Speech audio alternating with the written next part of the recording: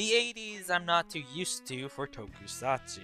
I've seen a lot of toku from the 60s, 70s, and even 90s, but I haven't seen too much toku from the 80s. The 80s tokus I have seen for movies, I've seen Godzilla 84 and Godzilla vs. Violente.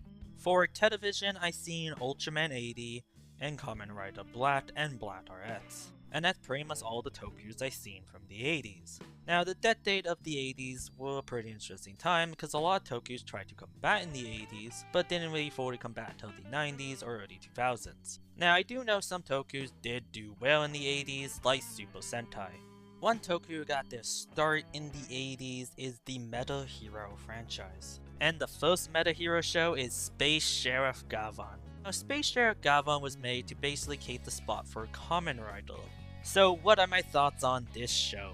The characters in Gavan I would say are pretty good. Gavan's allies are really likable. One of the main ones is Mimi, she is Gavan's love interest. The kid characters are okay. The grandpa is a lot of fun.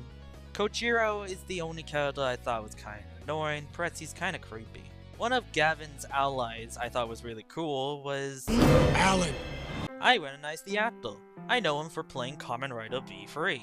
Actually, Gavan has a lot of toku actors. Now easily the best character, the most standout one, is Gavan himself.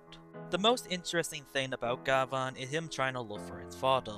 Gavan's father, his name is Voicer, he got betrayed by his teammate and got captured by Maku. Gavan is eventually able to save his dad, finding his dad heavily tortured. He's able to have a reunion with his father, but his dad's injuries are too great, and sadly he dies. It's easily one of the most emotional parts in the show.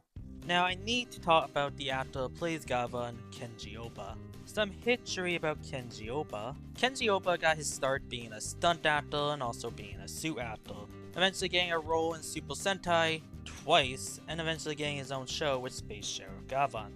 And what makes Kenji Oba so cool is the fact he does his own stunts. And honestly, that's one of the best things in Gavan.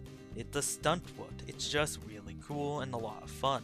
So the effects are really good in Space Sheriff Gavan, especially the Gavan suit. I really love the Space Sheriff Gavan suit. He looks really cool. I like the fact he stands out on his own. He doesn't look like a Kamen Rider or a Ranger. All of Gavan's ships are really cool. My favorite one has to be Electronic Star Beast Dole. Looks really cool to me. Now, Gavan does sort of have a motorcycle. It's a Siberian, and that thing looks like it wants to flip over. Now, Maku is a pretty fun fitting group. I do really like them. Hunter Killer being the most interesting one because he actually is a past space sheriff. He betrayed Gavan's father.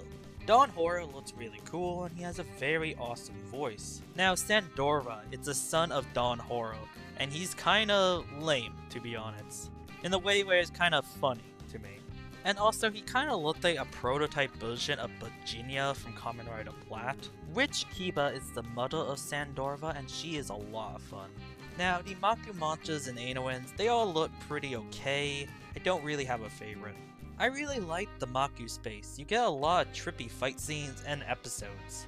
Now, one thing that surprised me and I really liked was how they set up the next show, Space Sheriff Sharavan, with introducing Sharavan in Space Sheriff Gavan.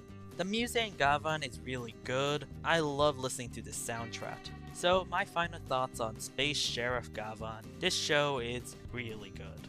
I put it on par with other first tokusatsus like the Avenger Ultraman or the Avenger Kamen Rider.